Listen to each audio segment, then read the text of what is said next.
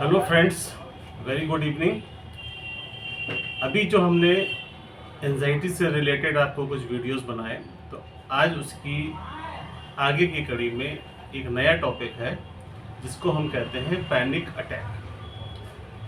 ये सिचुएशन थोड़ा टिपिकल होती है, इसको डायग्नोस करना भी थोड़ा सा मुश्किल है, लेकिन साइन और सिम्टम और कंडीशंस आप देखेंगे तो आपको क्लियर हो जाएगा कि पैनिक अटैक्स क्या होते हैं।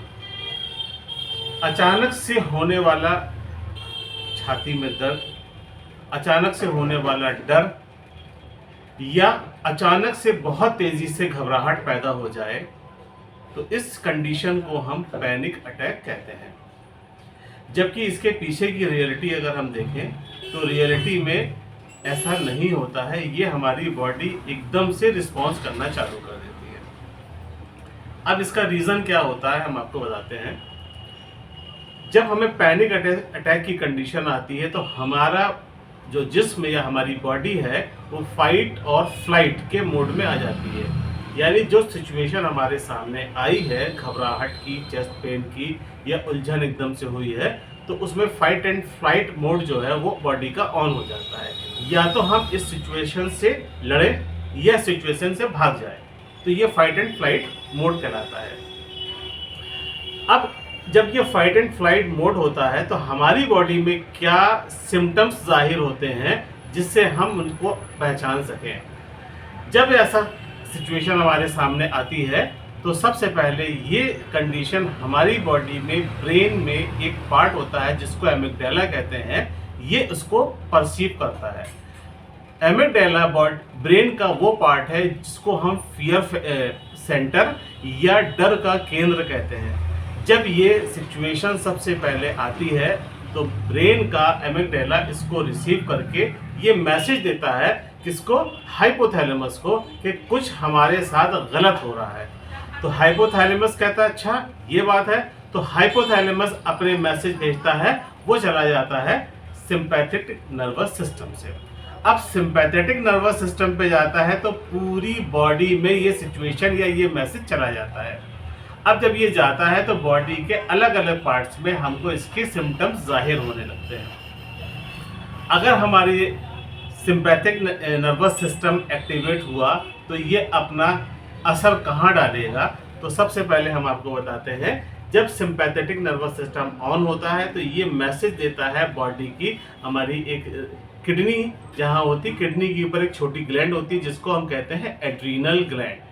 तो जैसे ही ये सिग्नल एड्रीनल ग्लैंड को मिलते हैं तो एड्रीनल ग्लैंड क्या करती है, अपने हार्मोन छोड़ना चालू करती है। जो हार्मोन होते हैं दो तरह के, एक होता है एड्रेनलिन, दूसरा होता है नॉन एड्रेनलिन। जब ये रिलीज कर देते हैं बॉडी में, अब इनके रिलीज करने से क्या होता है, तो सबसे पहले क्या होती है, हार्ट बीट जो है बहुत तेजी से हार्ट बीट चालू हो जाती है। जब हार्ट बीट चालू होती है उससे है घबराहट शुरू हो जाती है।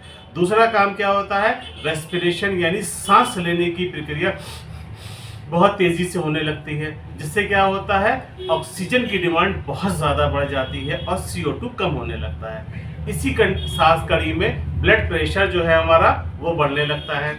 जब ब्लड प्रेशर बढ़ता है तो फिर इसी के साथ में पसीना आने लगता है। तो बॉडी की जितनी हमारी मसल्स होती हैं उनमें एक तरह का तनाव पैदा हो जाता है जिसको हम मसल टेंशन कहते हैं। जब ये चीज़ बढ़ जाती है तो अब होता क्या है कि इसमें कंडीशन आती है हाइपर वेंटिलेशन की, सांस लेने की प्रक्रिया बहुत तेज़। मरीज शिकायत करता है कि हमें सांस बहुत तेज़ी से आ रही थी उस टाइम पे और हम घबराहट बहुत हो रही थी। सारे साइन सिम्टम्स जो बताए हैं वो आपको देखने को मिल जाएंगे। अब इसमें जब हाइपर वेंटिलेशन हो जाता है तो CO2 का लेवल कम हो जाता है। अब इस कंडीशन में क्या होगा, जब CO2 कम होगा तो ब्लड सप्लाई भी कम हो जाएगी, ऑक्सीजन की डिमांड बढ़ जाएगी। CO2 कम हुआ तो क्या हुआ, चक्कर आना शुरू हो गया।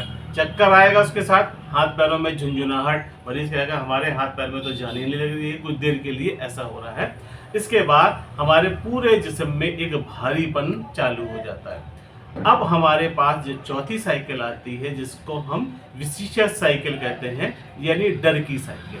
अब ये साइकिल हमेशा ऑन हो जाएगी। जब भी कोई सिचुएशन होगी, ज़्यादा हमारे पास थॉट आएंगे, जब ज़्यादा बहुत स्थिति ज़्यादा होगी तब पैनिक अटैक आएगा। पैनिक अटैक के साथ क्या होगा, मैसेज जाएगा एमिगडाला को, एमिगडाला हाइपोथैलेमस को देगा, हाइपोथैलेमस सिंपैथेटिक नर्वस सिस्टम को देगा, सिंपैथेटिक नर्वस सिस्टम देगा जा करके आपके एड्रिनल ग्लैंड को, जिससे एडेलिन और नॉन एडेलिन रिलीज होंगे और ये साइकिल चलती रहेगी। अब इस सिचुएशन का टाइम कितना होता है? नॉर्मली पैनिक अटैक का जो टाइम होता है वो 3 से लेके 20 मिनट 25 मिनट तक हो सकता है। अब किसी के साथ अगर पैनिक अटैक की आ रही है तो उसके पास सबसे पहली चीज़ ये होती है कि वो ये क्लेरिफाई कर ले कि ये पैनिक अटैक है, हार्ट से रिलेटेड प्रॉब्लम है, NCCP है यानी नॉन कार्डियक चेस्ट पेन है। तो इसके लिए अपने एक अनुभवी चिकित्सक, साइकेट्रिस्ट, मेडिसिन के पास जा कर के ये क्लियर कर लें कि हमको कहीं हार्ट की प्रॉब्लम तो नहीं है। जब भी चेस्ट पेन की या पैनिक अटैक की कंडीशन आए तो आप कार्डियोलॉजिस्ट को ज़रूर दिखाएं। किसी उसमें न रहें कि हमको ये पैनिक अटैक था, लेकिन इसमें कंफर्म करने के लिए आपके जो कंफर्मेटरी टेस्ट है वो कराए जाएंगे।